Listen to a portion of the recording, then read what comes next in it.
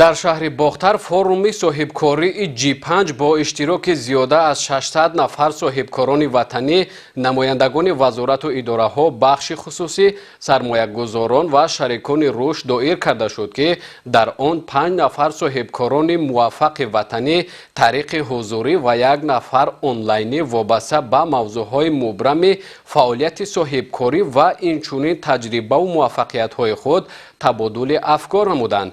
идомаи мавзӯъ дар гузориши Абубакри Шокарин ва Эмомалии Шариф. бо дастгирии ҳукумати ҷумҳурии Тоҷикистон ва бо ташаббуси муассисаи давлатии ташаккул ва рушди соҳибкории Тоҷикистон ва Кумитаи давлатии сармоягузорӣ ва идораи амволи давлатии ҷумҳурии Тоҷикистон дар шаҳри Бохтар форуми соҳибкории G5 бо иштироки зиёда аз 600 нафар соҳибкорони ватанӣ, намояндагони вазорату идораҳо, бахши хусусӣ, сармоягузорон ва шарикони рушд доир карда шуд. طبق اطلاع مسئولین فروم مذکور بار نهم است که دایر کرده می شود و امکانات‌های نو را در سمت صاحبکاری در تاجیکستان پیشنهاد می نماید. هدف تشکیل و همساله دایر نمودن فروم مذکور پیش از همه بلند برداشتن ملکه‌های صاحبکاری جوانان هوسمند و جلب نمودن آنها به فعالیت صاحبکاری، معرفی امکانات‌های سیاحی مملکت، رشد ساحه کشاورزی و مساعدت در رشد اقتصادی جمهوری عنوان می گردد. فروم G5 بار نهم است که در جمهوری تاجیکستان برگزار می گردد و در ولایت خطلان باشد. در شهر بختر یک مرتبه نقض گذشته ایستاده است.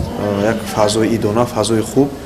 مقصد از برگزاری این چورابینی این البته بالا برداشتن سویه دانش نوکاران و دعوت به صاحبکاری. مقصد از آن داریم که در تمام قلمرو جمهوری تاجیکستان برنامه گوناگون را براه مانیم. نه فقط فرم G5 این موضوعی که شما می‌بینید، ترینینگ‌های گوناگون، بالا برداشتن سویه دانش مالیاتی، مارکتینگ.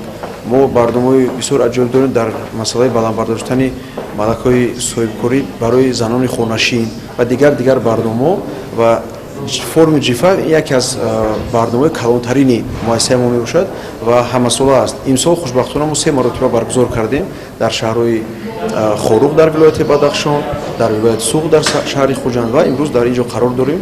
فکر می‌کنیم در جنبسته سال بسیار یک فضای دونه است. در فورم 5 نفر صاحبکاران موفق وطنی طریق حضوری و 1 نفر آنلاینی وابسته به موضوعهای مبرم فعالیت صاحبکاری و اینچنین تجربه و موفقیت‌های خود تبادل افکار نمودند. طبق اطلاع مؤسسه دولتی تشکل و رشد صاحبکاری تاجیکستان با تشبث اساسگذار صلح و وحدت ملی، پیشوای ملت پرزیدنت جمهوری تاجیکستان محترم امامعلی رحمان سال 2018 تأسیس یافته. امروز شعبه‌های آن در همه منطقه‌های مملکت از جمله شهرهای بختر و کلاب فعالیت می‌نماید. مؤسسه در دایره وکالت‌های آیین‌ناموی خود اوید به رسانیدن دستگیری متدی، مشورت‌ها با صاحبکاران نو و با در نظر داشت تجربه بیزنس، اینکوباتورهای کشورهای پیشرفته در سمت رشد صاحبکاری و سرمایه‌گذاری فعالیت خود را به راه مانده، بیشتر در سمت‌های بلند برداشتن معرفت صاحبکاری، راهنمایی جهت تهیه نقشه‌های تجارتی، برگزاری کورس‌های اینتنسیوی تحت عنوان از نقشه به عمل، آموزش راه‌های دریافت سرمایه، دادن مشورت‌ها در سمت‌های حقوق، انداز، مالیه، محاسبات، مارکتینگ، پیشبرد تجارت الکترونی، با قیدگیری تمغه‌های مالی و گمرک با صاحبکاران نوکار یاری عملی خود را می‌رساند. بهترین صاحبکاران وطنی را دعوت می‌کنیم و مقصد داریم که از تمام راه موفقیت، از تمام سیر و اسرار، از تمام مشکلاتی که داشتن با ما نقل کنند و راه موفقیت را نشان دهند. چون که بسیار نوکاران میخوان با مثل همین گونه صاحبکاران موفق شوند، زور شوند، اما نمیدونند با کدام رو، با کدام بیزنس پلان، با کدام کارها.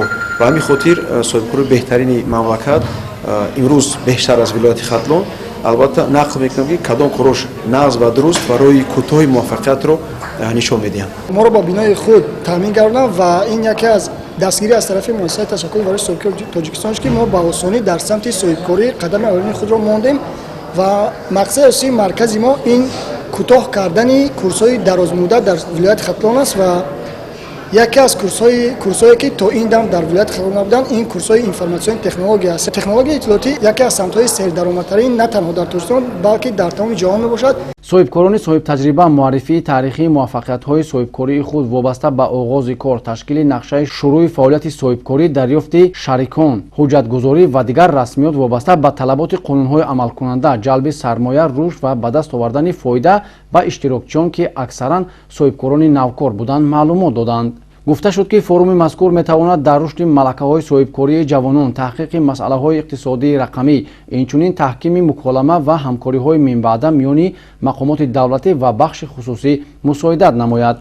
бояд гуфт ки пешвои муаззами миллат пайваста дар ҳама баромадҳо суханрониҳои хеш ҷиҳати дастгирии соҳибкорӣ, хусусан соҳибкории хурду миёна ва амалигардии стартапҳо дар мамлакат таъкид намуда, баҳри тақвияти ин самти фаъолият сохторҳои дахлдорро вазифадор менамоянд. дар ҳамин замина таъсиси грантҳои президентӣ, барномаҳои гуногуни дастгирии давлатии соҳибкорӣ, қонуни ҷумҳурии Тоҷикистон дар бораи фаъолияти соҳибкорӣ, қонунҳои амалкунанда дар самти соҳибкорӣ ва ғайраҳо аз қабили чунин тадбирҳои муҳим мебошад. қабули барномаи дастгирии давлатӣ ва рушди бахши хусусӣ дар ҷумҳурии Тоҷикистон барои солҳои 2023-2027 низ далели дастгириҳои навбатии ҳукумати мамлакат дар ин самт мебошад. мутасаддиён бо боварӣ иброз доштаанд ки баргузор намудани чунин форумҳо метавонад дар самти ҳавасманд гардонии соҳибкорони навкор, пайдо кардани шарикони нави тиҷоратӣ, муколамаи мақсадҳои тиҷоратӣ ва ба роҳ мондани ҳамкориҳо миёни соҳибкорон мусоидат менамояд.